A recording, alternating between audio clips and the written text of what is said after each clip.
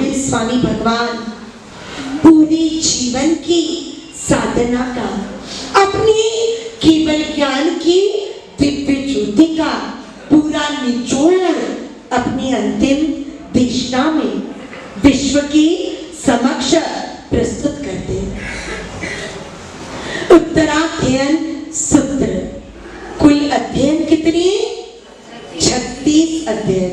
कितने अध्ययनों के सार को, जिनवाणी को हमने आत्मसात करने का पुरुषार्थ अब तक किया? 7। और आज अध्ययन है 8वां। आज के अध्ययन का नाम है कापिलीय। कपिल शब्द है, कपिल। कपिल नाम के केवली, उन्होंने जो उपदेश दिया, उस उपदेश का सार जिस अध्ययन में है, उस अध्ययन का नाम है कपिल से संबंधित।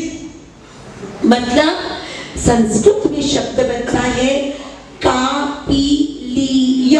जैसे पांडु के पुत्र पांडव बने, कुंती का बेटा कौंतेय कहलाता है, कुरु का वंश कौरव कहलाता है, जिनेश्वर के अनुयायी जैन कहलाते। उसी प्रकार कपिल केवली का उपदेश कापिलीय कहलाता है। कापिलीय अध्ययन, कुल गाथाएं 20। कल का अध्ययन कौन सा था?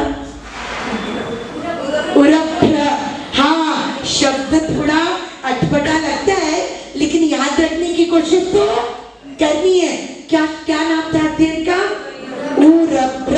उरभ्र मतलब बकरा, बकरी और बछड़े की कहानी से अध्ययन की शुरुआत हुई थी, इसलिए अध्ययन का नाम था उरभ्र। गाथाएं थी कल के अध्ययन की 30।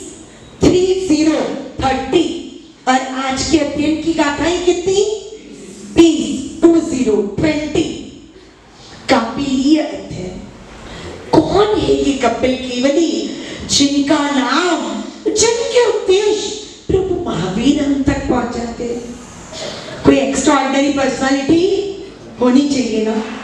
अगर प्रवचन चल रहा है, अब आप सबको पता है कि प्रवचन के बीच में कोई आगे आए तो हमें पसंद नहीं है अनुशासन की दृष्टि से, लेकिन प्रवचन की धारा एकदम व्यवस्थित रूप से चल रही है और किसी व्यक्ति के आने पर मैं कहूं कि आप यहाँ आइए, तो आप क्या कहोगे? हो न हो ये व्यक्ति कोई विशिष्ट व्यक्ति है, कोई एक्स्ट्राऑर्डिनरी पर्सनालिटी होगी, तो ही हमारा सब खुद उसी प्रवचन सभा में प्रवचन धारा को रोककर आगे बुला ले। मतलब हमारी व्यवहार से, हमारी बुलाने के कारण आपको उस व्यक्ति की विशिष्टता का अंदाज आ जाता है, बराबर? वैसे ही प्रभु महावीर जैसी अलौकिक दिव्य विभूति, सर्वज्ञ वितराग प्रभु।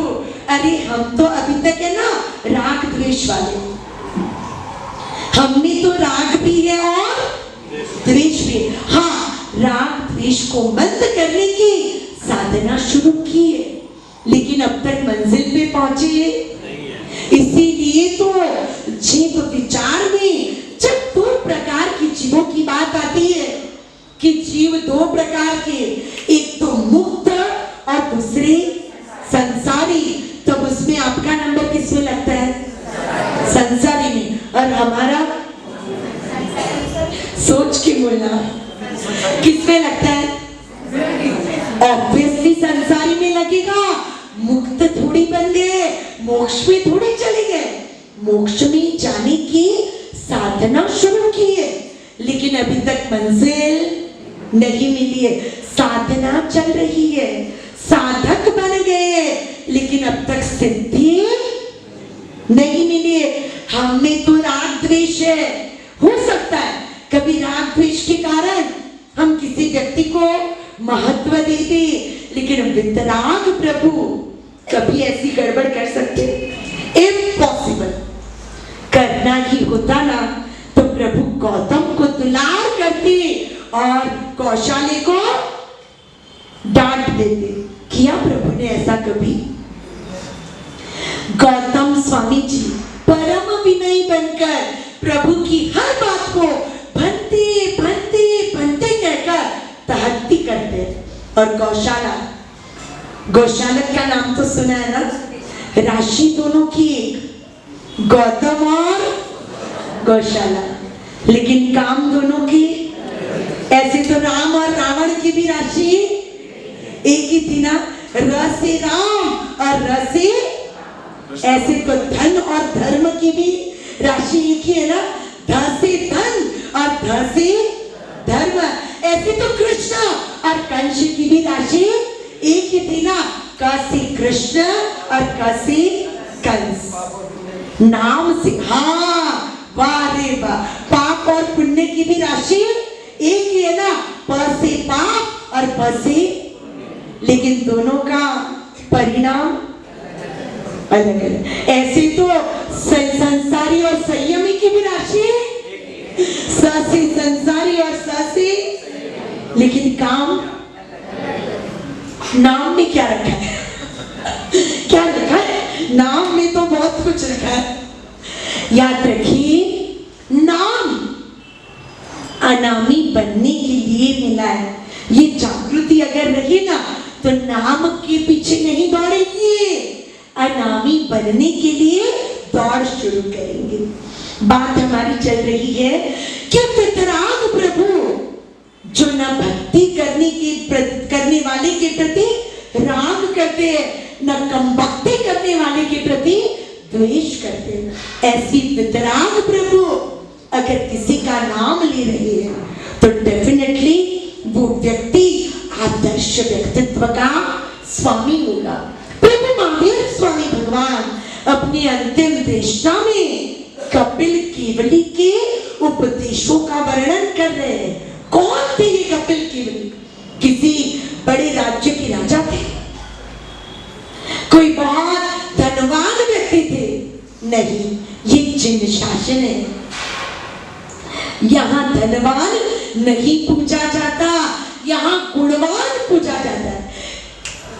यहाँ तक कि धनवान का भी बहुमान होता है कब? जब वो दान करे। सीधी सी बात है ना, अपन बहुमान करते है ना, कोई भी प्रसंग होता है, चढ़ावे होते हैं, बहुमान किया जाता है। बहुमान जिन शासन की परंपरा है, लेकिन बहुमान में भी धन का महत्व नहीं है, दान का महत्व। धनवान भी अगर अपने धन को अच्छे कार्य में लगाए तो वो सम्माननीय बनता है। और वो ही धनवान अगर शादी करोड़ों के खर्चे से करे तो संघ में कभी उसका बहुमान होता है? नहीं होता। अरे करोड़ों का खर्च भी संसार के लिए होता है तो बहुमान नहीं होता, और हजारों का खर्च धर्म के लिए करती तो समझ में आई महत्ता? महत्ता किसकी? आपकी प्रवृत्ति आत्म कल्याणकारी है या संसार की वृद्धि करके आपको कर्मों के बोझ से भारी बनाकर दुर्गति की ओर ले जाने वाली है? इसके आधार पर निर्णित होता है आप सम्माननीय है, विशिष्ट है या सामान्य। कपिल केवली कौन थे? कौशाम्बी नगरी के राजा चित्रशत्रु का प्रिय विश्वसनीय राजपुरोहित काश्यप ब्राह्मण, उसकी धर्मपत्नी यशा, उनका इकलौता पुत्र कपिल, राजपुरोहित का बेटा है, राजा का प्रिय राजपुरोहित। कोई कमी रहेगी? बिल्कुल नहीं। जब राज दरबार में जाते थे ना काश्यप ब्राह्मण, तो राजा पालकी भिजवाता था, सिर पर छत्र धारण करके बड़ी ठाट से काश्यप ब्राह्मण राजा के राज दरबार में जाया करते थे। लेकिन अफसोस, दोरी टूटी आयुष्य तो सांधनारू कौन छे? कपिल तो है छोटा सा बच्चा, 3 साल का कपिल हुआ और उसके पिता काश्यप राजपुरोहित की मृत्यु हो गई, गुजर गए। अब क्या? बच्चा बच्चा तो बहुत छोटा है। माँ जैसे तैसे अपने बच्चे का लालन पालन कर रही है। दिन बीते और राजा ने राज पुरोहित पद पर किसी नए ब्राह्मण को नियुक्त कर दिया। अब पद तो खाली नहीं रहेगा ना, व्यक्ति चला जाता है। व्यक्ति के दिमाग में ऐसा भ्रम होता है कि मैं हूं तो मेरा परिवार है, मैं हूं तो मेरा व्यापार है, मैं हूं तो मेरा समाज है। लेकिन याद रखिएगा, राजा गया, महाराजा गया, सभी गया, इंद्र मुरारी अचानक एक दिवसी उपड़ू आवशी तारी पण बारी। सब गए, तीर्थंकर गए, चक्रवर्ती गए, राजा गए, महाराजा गए, और हमारा भी नंबर आने वाला है कि नहीं आने वाला? नहीं भाई, अमर पट्टा लिखा के आए होंगे अपन तो। किसी कवि ने अपनी मनोदशा को देखकर 5 सही पंक्तियां कही। सामान 100 बरस का, सामान 100 बरस का, पल की खबर नहीं। कबाड़ खोलते सामान इतना जमा किया है कि घर के माली कबाड़, अरे पलंग टिक नहीं छोड़ते, पूरे के पूरे अंदर से भरे हुए। फिर भी इन सबको छोड़कर एक दिन जाना होगा। चले गए राजपुरोहित काश्यप, उनके पद पर नया ब्राह्मण आया। अब जो ठाटमाट काश्यप का था, अब वो ठाटमाट नए पुरोहित का हो गया। वही पालकी, वही छत्र, घर के आंगन में खड़ी यशा रो रही थी। रोते रोते दिन बीते, महीने बीते, साल बीते। नन्हा सा कपिल अब 8 साल का हो गया था। अब तक तो नादानियत, बचपना, मासूमियत, कुछ पता नहीं चलता था माँ क्यों रो रही है। लेकिन 8 साल का कपिल देखता है रोज सुबह निश्चित समय पर मेरी माँ आंगन में खड़ी होती है और आंखों से आंसू बहाती। क्यों मेरी माँ रोज क्यों रोती है? 8 साल का कपिल माँ को जाकर पूछता है, माँ क्या हुआ? देखता हूँ बचपन से आप रोज इस टाइम पर आंगन में खड़ी होकर रोती हो। और उसकी माँ ने कहा, बेटा ये देख, राजपुरोहित की सवारी जा रही है। तो कि हाँ माँ, कितना अच्छा लगता है ना, लोग उस राजपुरोहित की जय जयकार करते हैं, मुझे बड़ा मजा आता है। उसकी माँ ने कहा, बेटा जो दृश्य तुझे मजा दे रहा है ना, वो मेरे लिए सजा से काम नहीं है। मुझे हर रोज सुबह इस दृश्य को देखकर तेरे पिता की याद आती है। बेटा इस जगह पर तेरे पिता थे, लेकिन अफसोस तू तो छोटा है ना, और चंचल भी बहुत है, मेरी बात भी नहीं मानता। मैं तुझे कहती हूँ पढ़ाई कर, पढ़ाई कर, लेकिन तुझे खेलने से फुर्सत मिले तब तू पढ़ेगा ना। कोई बात नहीं, जिंदगी भर मेरे नसीब में रोना ही लिखा है। माँ के मुंह से ये वाक्य सुनकर कपिल एकदम उदास हो जाता है। माँ ऐसा मत बोलो, आप कहो, मैं जितना कहोगी उतना पढ़ने के लिए तैयार हूं। और तब उसकी माँ कहती है, बेटा इस गांव में तो मैं तुझे पढ़ा सकूं, इतना धन नहीं मेरे पास, लेकिन तेरे पापा के परम मित्र श्रावस्ती नगरी में रहते हैं। श्रावस्ती नगरी मतलब कौन सी नगरी? बोलिए बोलिए। संभवनाथ भगवान की जन्म कल्याणक भूमि श्रावस्ती नगरी में संभवनाथ प्रभु का जन्म कल्याणक हुआ था। उस श्रावस्ती नगरी में तेरे पिता की परम मित्र विद्वान ब्राह्मण इंद्रदत्त जी रहते हैं। तो वहां जा और वहां पढ़ाई करके तैयार होकर आ। पढ़ाई करना, ऐसा होशियार बनना कि राजा खुद तुझे राजपुरोहित बना दे। मां के आंसुओं ने कपिल को मजबूत बना दिया। 8 साल का छोटा बच्चा निकल पड़ा श्रावस्ती जाने के लिए। लोगों को पूछते पूछते इंद्रदत्त ब्राह्मण के घर पहुंचता है और कहता है, मैं आपकी परम मित्र काश्यप ब्राह्मण का बेटा कपिल आपको प्रणाम करता हूं। इंद्रदत्त ब्राह्मण इतने खुश हो गए, मेरे मित्र का बेटा। पढ़ाना शुरू किया, लेकिन ब्राह्मण है, खान पान की व्यवस्था कहां करे। श्रावस्ती नगरी में एक धर्मवान सेठ रहते थे जिनका नाम था शालीभद्र सेठ। ये धन्ना शालीभद्र वाले शालीभद्र नहीं है, क्योंकि धन्ना शालीभद्र वाले शालीभद्र कहाँ रहते थे? राजगृह नगरी में। और ये शालीभद्र सेठ कहाँ के? श्रावस्ती नगरी के। अलग अलग है। अब चंपालाल जी यहाँ भी और चंपालाल जी खंडप में भी है, तो दोनों एक थोड़े हैं भाई। हाँ, वो चंपालाल जी अलग है, ये चंपालाल जी अलग है। तो वो शालीभद्र अलग थे, ये शालीभद्र अलग है। श्रावस्ती नगरी के शालीभद्र सेठ के यहाँ कपिल की भोजन व्यवस्था होगी।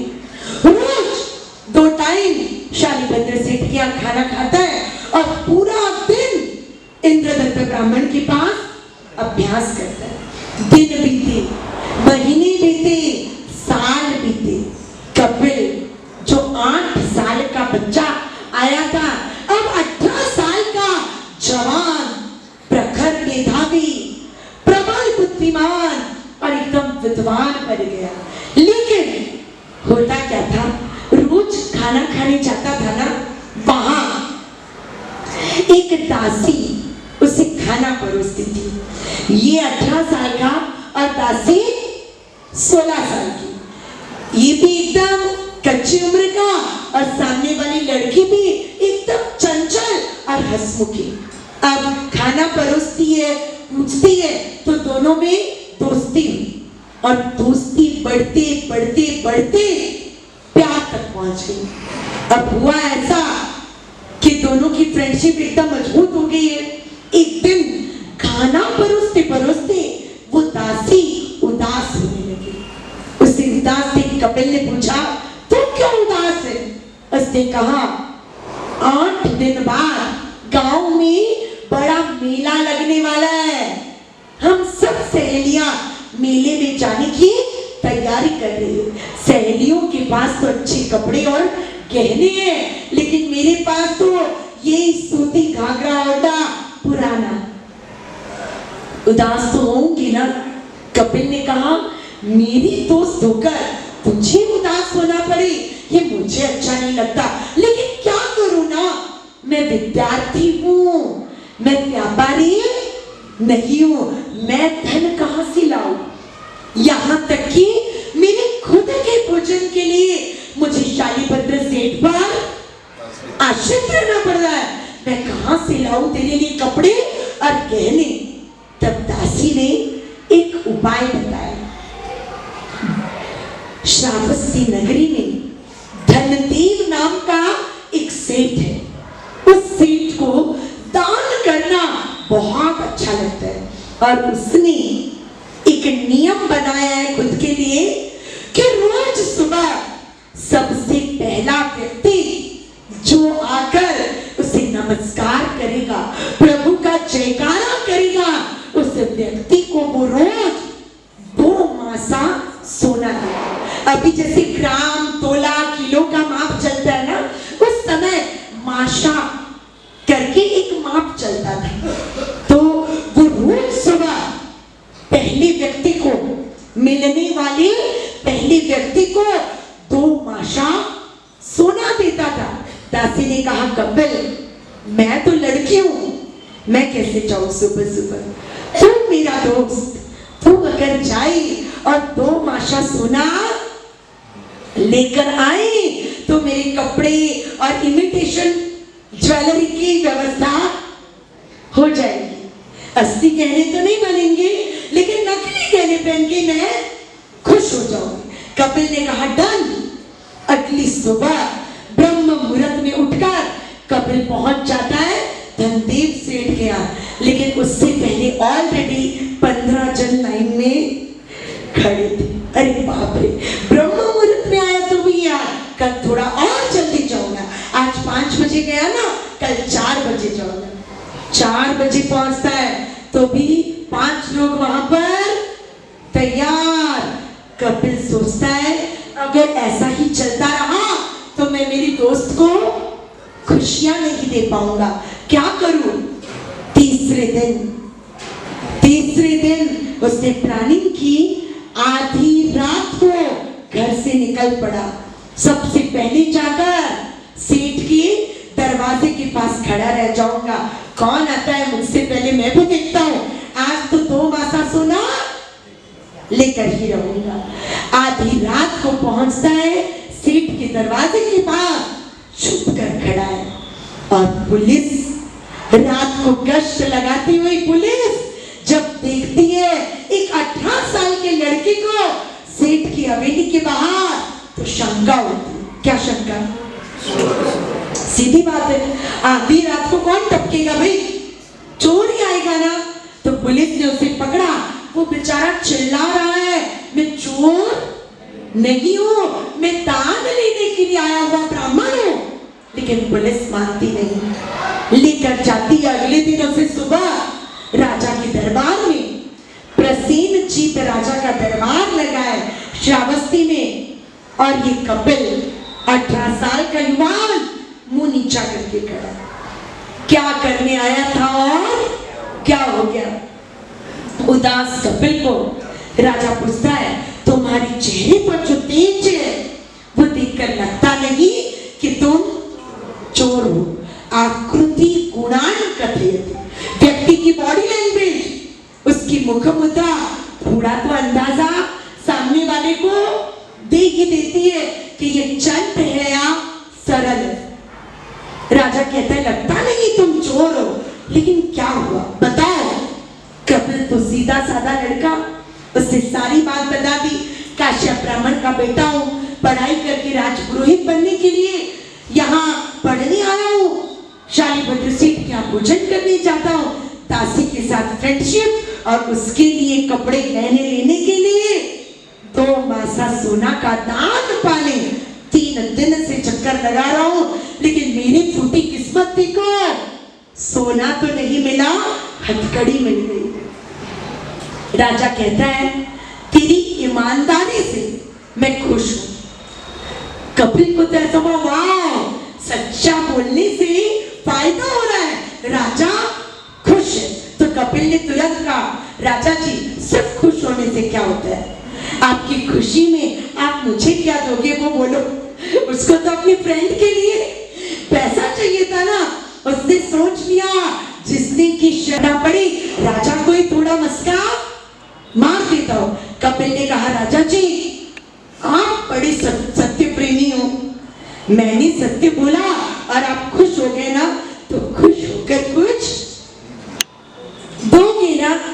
राजा उस 18 साल के युवान की चतुराई और मासूमियत देखकर इतने खुश हो गए कि उन्होंने कहा मांग, जितना सोना मांग सकता है मांग, मैं तुझे देने के लिए तैयार। अरे वाह, ये तो ऐसा हुआ मुंह खोला और बताशा मुंह में आके गिर पड़ा। अब तक तो लेने के देने पड़ रहे थे और यहाँ तो बताशा आ गया। राजा सामने से ऑफर दे रहा है, मांग जितना मांगे उतना दो। वो सोचता है 2 मासा सोना मांग लूं। फिर मन कहता है अंदर से, मन तो लोभी है ना, अरे सामने वाला देने के लिए राजी है तो 2 मासा क्यों मांगू, 20 मासा मांग ली। तो फिर मन कहता है पागल, राजा जैसा राजा बैठा है। अब आपको मान लो नरेंद्र मोदी जी संयोग से आपको मिल जाए और कहे कि भाई तू बोले वो काम करवा दो, बोल क्या करवाना है। आप क्या कहोगे? भूख लगी है नाश्ता करवा दो। चला, एक बार में जो मांगेगा वो दूंगा, वो काम तेरा करवा दूंगा। क्या मांगोगे? क्या मांगोगे? हाँ, अरे ये विचार में पड़ गए। बिल्कुल, कपिल भी ऐसा ही विचार में पड़ गया। मोदी जी अगर देने के लिए तैयार है ना, तो कोई बड़ा काम करवाते अपन कि भाई मेरे फलानी जगह पर परमिशन नहीं मिल रही है कंस्ट्रक्शन की, मोदी जी जरा परमिशन दिलवा दो, बराबर ना? या तो फिर मोदी जी मेरी जमीन के बाजू में 10 एकड़ का सरकारी जमीन का पट्टा ऐसे ही पड़ा है, जरा वो 10 एकड़ मेरे नाम करवा दो, बराबर ना? कोई चाय कॉफी थोड़ी मांगोगे। तो ये कपिल भी सोचता है, राजा देने के लिए तैयार है तो 10-20 मासा 10-20 तोला सोना मांग कर उनकी खुशी को व्यर्थ क्यों करो। उसने राजा जी को कहा, राजा जी थोड़ा टाइम चाहिए, सोचने के लिए थोड़ा वक्त चाहिए। राजा ने कहा, जा दिया समय, मेरे राजमहल के बाहर जो बगीचा है उसमें बैठकर एक 10-15 मिनट में सोच ले और राज दरबार पर खास होने से पहले आकर मांग ले। कपिल ने कहा, ठीक है। गया उद्यान में, अब दिमागी घोड़े दौड़ना चालू हो गया और लोभ को कोई थोप नहीं। आपको पता है ना वो कहानी? एक बार एक राजा ने किसी गरीब के बच्चे को खुश होकर कहा था कि तू सुबह से लेकर सूर्य अस्त होने तक जहां तक दौड़ सकता है दौड़, जहां तक दौड़ कर लौटेगा और वापस स्टार्टिंग पॉइंट पर पहुंचेगा उतनी जमीन मैं तुझे दे दूंगा। कितने बजे तक दौड़ा होगा वो बच्चा? वापस आना जरूरी था, वापस आना जरूरी था। वो बच्चा 3 बजे तक दौड़ता है और सोचता है अब लौट जाऊं तो स्टार्टिंग पॉइंट तक पहुंच जाऊंगा। फिर अंदर से मन कहता है, रे मुराद थोड़ा स्पीड में दौड़ लेना, लेकिन जमीन मिल रही उसे कौन छोड़े, और थोड़ा दौड़ और थोड़ा दौड़। दौड़ते दौड़ते सूर्यास्त हो गया। सिर्फ सूर्यास्त नहीं, उसके खुद के भी फेफड़ों ने काम करना बंद कर दिया। इतनी हवा भर गई फेफड़ों में कि फेफड़े फट गए और यहाँ सूर्य अस्त हुआ और वहां उसका जीवन अस्त हुआ। होता है ना, लोभ के मारे ऐसा होता है। मांगने की बात जब आती है ना, तब क्या मांगू, कितना मांगू, समझ में ही नहीं आता। 2 मासा सोने के लिए घर से निकला कपिल, सोचता है किलो मांग लूं, 10 किलो मांग लूं। फिर सोचता है कि मेरी फ्रेंड है ना दासी, उसी तो मैं कपड़े और गहने दे दूंगा, लेकिन इन फ्यूचर उससे शादी करूं तो घर चाहिएगा, तो घर के लिए भी सोना मांग लूं। फिर सिर्फ घर थोड़ी चाहिए, पत्नी का पालन पोषण करने के लिए भी पैसा चाहिएगा। अरे इन फ्यूचर बच्चे होंगे तो बच्चों को भी पढ़ाने लिखाने के लिए पैसे चाहिए। मुंगेरी लाल के हसीन सपने हम छोटे थे ना, तब एक सीरियल आता था, वो मुंगेरी लाल क्या करता था, दिन भर बैठे बैठे ऐसे ख्याली पुलाव पकाता था कि पेड़ की डाली पर बैठे बैठे सपने देखता और वहां से सीधा नीचे गिर जाता था। लेकिन कपिल घिरा नहीं, सोचते सोचते सोचते कपिल के मन ने चिंतन शुरू किया।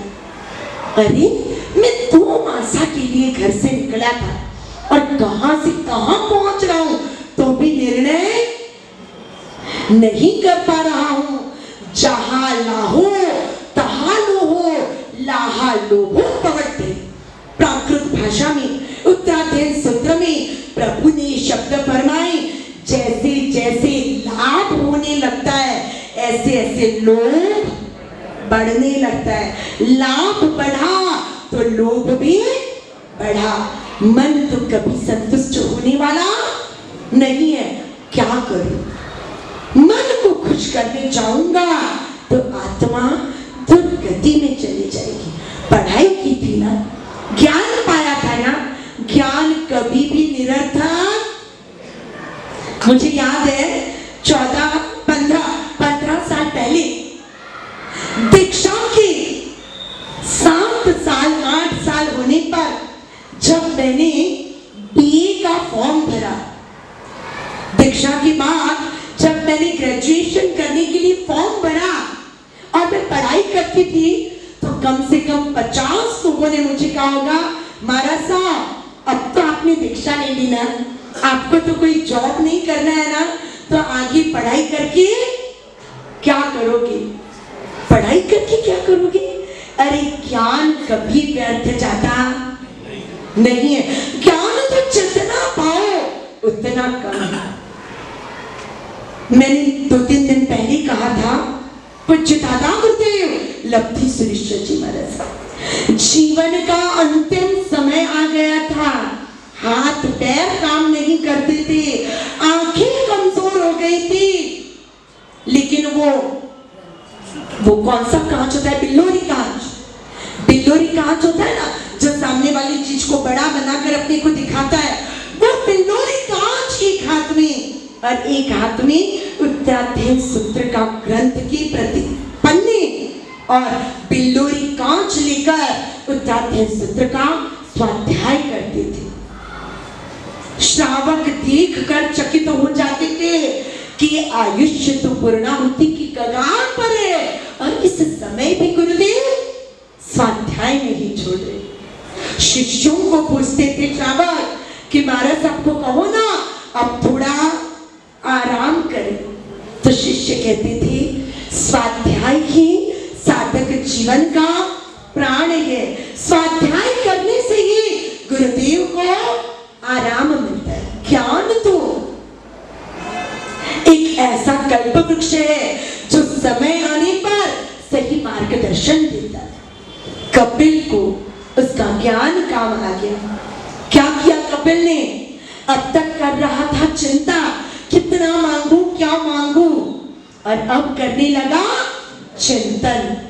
विचारधारा बदल गई, सोच बदल गई और कपिल आत्मचिंतन करते करते निर्णय पर आया कि लाभ से लोभ बढ़ेगा, मुझे लोभ को बढ़ाकर पाप नहीं करना, मैं संतुष्ट हूं, मैं निस्पृही बनूं, मैं अपरिग्रही बनूं, उसी में मेरी आत्मा का कल्याण संभव है। क्या किया? पहले के लोग है ना बड़े कमाल के होते थे। आपको सत्य तो समझ में आता है, लेकिन सत्य को प्रैक्टिकल में लाने की बात जब आती है ना, तब पैर ढीले पड़ जाते। संसार असार है, किसे नहीं पता? सबको पता है। संसार दुखमय है, किसे नहीं पता? सबको पता है। बैंगलोर में थे हम लोग, एक बहन आई व्याख्यान के बाद, महाराज साहब मुझे आपका थोड़ा टाइम चाहिए, पर्सनल मीटिंग। हमने कहा ठीक है, दोपहर को आ जाना। आई वो बहन, महाराज साहब मुझे दीक्षा लेना है, आप मुझे कब दीक्षा दोगे? मुझे आपकी चेली बनना है, मुझे कब दीक्षा दोगे? हमने कहा खुशी होती है नाराजगी होती, कोई ऐसा आके कहता है तो हाँ खुशी होती है ना। एक आत्मा अगर संयम के पद पर आगे बढ़ने का संकल्प करे तो खुशी होती है, लेकिन हमें भी अपना दिमाग ठिकाने रखना पड़ता है। हाँ, आया उसको माला पहनाओ नहीं होता है, ट्रेनिंग देनी पड़ती है, प्रैक्टिस करवानी पड़ती है, योग्यताएं देखनी पड़ती है, तब होती है दीक्षा। अयोग्य व्यक्ति को दीक्षा देने के बाद यहाँ कोई डांडिया रास नहीं करना है। योग्यता होगी तो वो संयम को दे पाएगा। अयोग्य व्यक्ति होगा तो ऑलरेडी जो संयम ले चुके उनको भी डिस्टर्ब करेगा। हमने उस बहन को कहा पढ़ने के लिए आई, आराधना बढ़ाइए, धीरे धीरे धीरे धीरे परिचय बढ़ेगा, आप भी निर्णय कर पाओगे, हम भी निर्णय कर पाएंगे और लास्ट एंड फाइनल निर्णय तो गुरुदेव कर सकेंगे। आप ट्रेनिंग लोगे, फिर गुरुदेव आपकी योग्यता देखेंगे, तब जाकर दीक्षा की बात आएगी। उस बहन ने कहा ठीक है महाराज साहब, कल से रोज 2-3 सामायिक लेकर पढ़ना शुरू करती हूँ। हमने कहा ठीक है। अगले दिन वो बहन नहीं आई, उसकी वो बहन नहीं आई। तीसरी दिन व्याख्यान के बाद मैंने उसकी पड़ोसी को पूछा कि फलानी बहन 2 दिन से दिखी नहीं, तो कि नहीं मार सकते व्याख्यान में तो आती है। तो मैंने कहा मिली नहीं। तब तो अब सबको थोड़ी सब बता सकते हैं, हर बात हर एक को थोड़ी बता सकते हैं, गंभीरता रखनी पड़ती है। तो मैंने उस बहन को कहा आपकी पड़ोसी को कहना ना कि जरा आकर मिले, तो कि मैं अब भी बुलाती हूँ ना, जस्ट मंदिर दर्शन करने गई है व्याख्यान के बाद। बुलाया उसने उस बहन को, आई वो बहन, साथा में महाराज साहब गोचरी का लाभ देना। मैंने कहा हाँ भाई गोचरी का लाभ तो वर्तमान जो, लेकिन आप 2 दिन पहले कुछ कह रहे थे, तो कि क्या महाराज साहब। मैंने कहा हाय रे, तब तो इतनी बड़ी बड़ी बातें कर रही थी, दीक्षा लेना है, आपकी चेली बनना है, दीक्षा दे दो दीक्षा दे दो, और अभी बोल रही क्या महाराज साहब।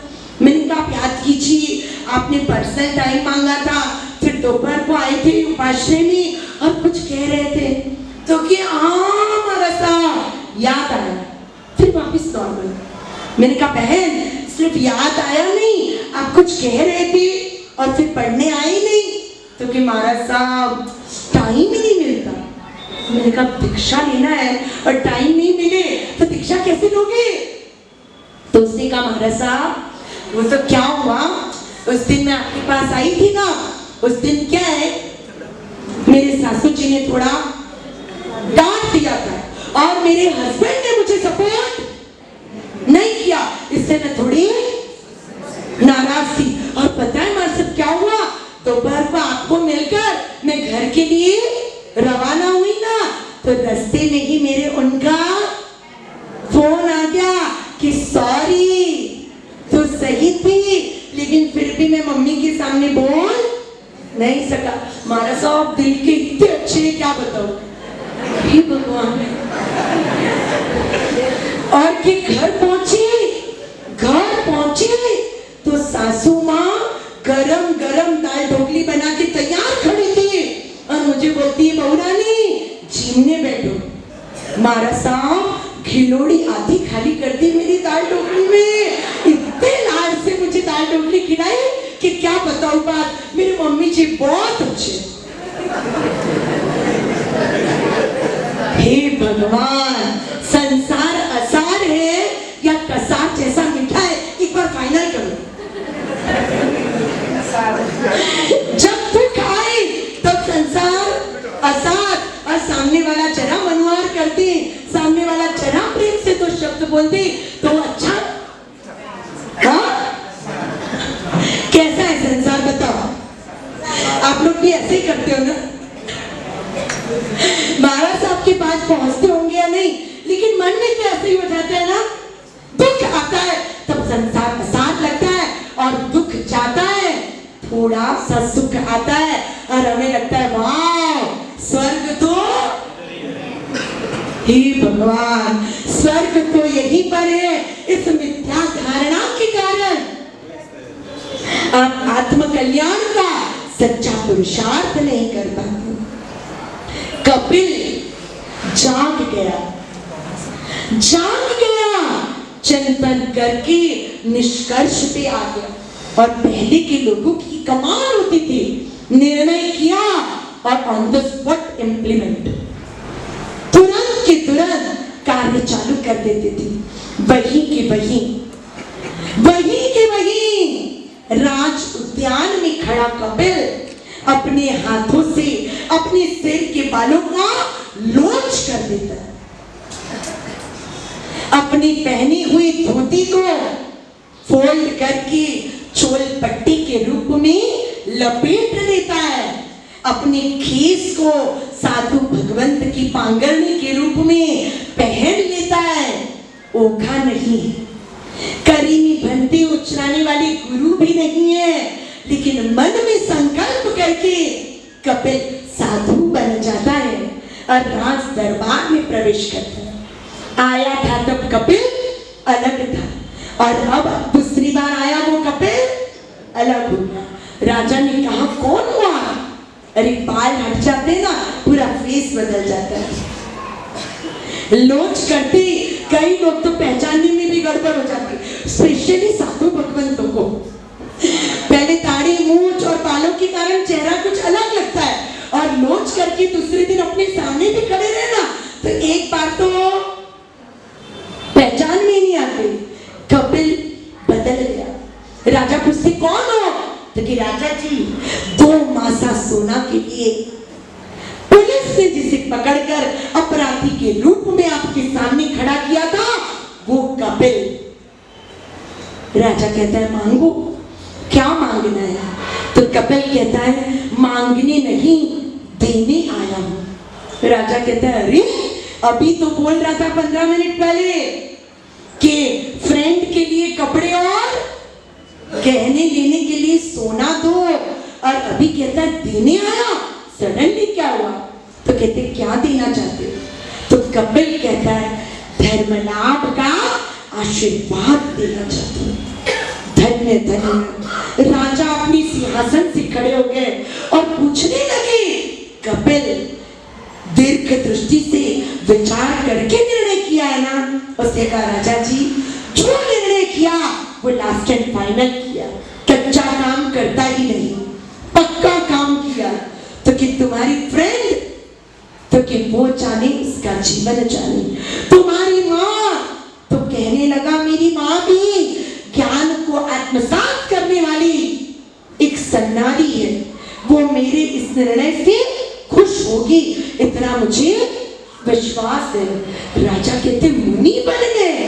तो कि हाँ मैं मुनि बन गया। निकल पड़े धर्मलाभ देकर राज दरबार से।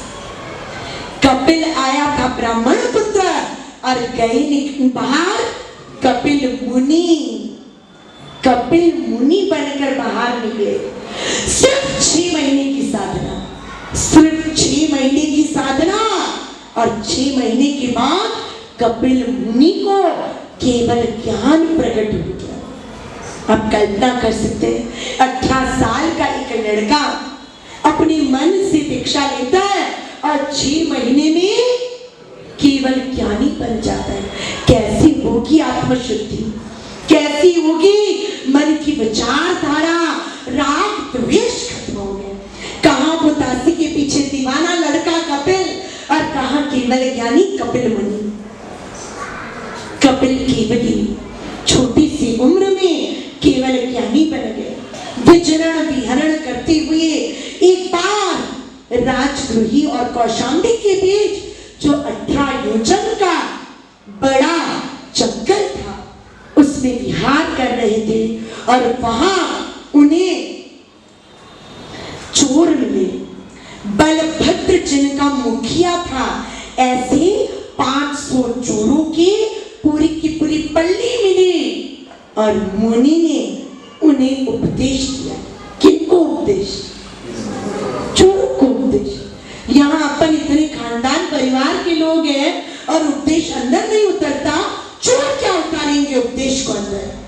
लेकिन नहीं, व्यक्ति के व्यवहार से हम उसे फाइनली जज नहीं कर सकते।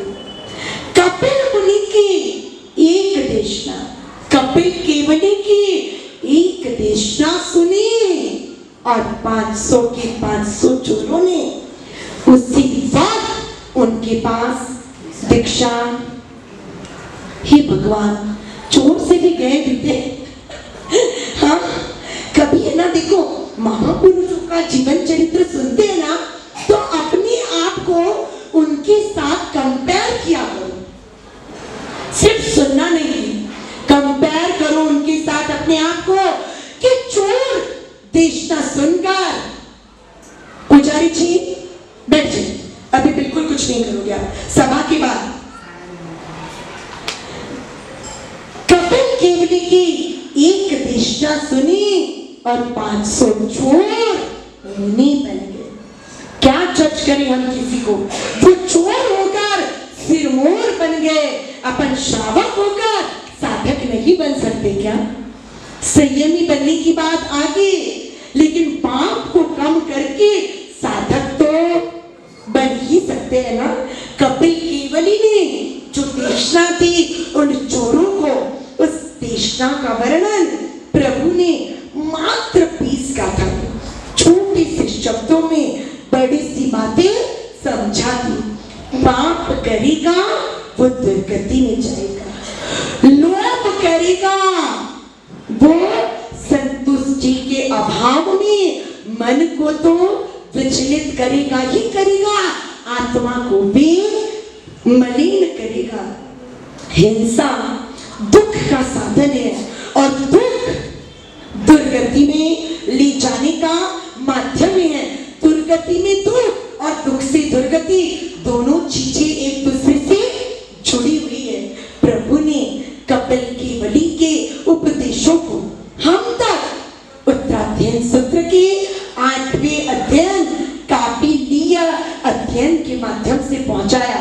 कपिल केवली का जीवन चरित्र आपके और हमारे लिए आत्म जागृति का आदर्श बन जाए, इसी में प्रभु की देशना सुनने की सार्थकता है। प्रभु के उपदेश आपके और हमारे मन को साधना के लिए तैयार करें।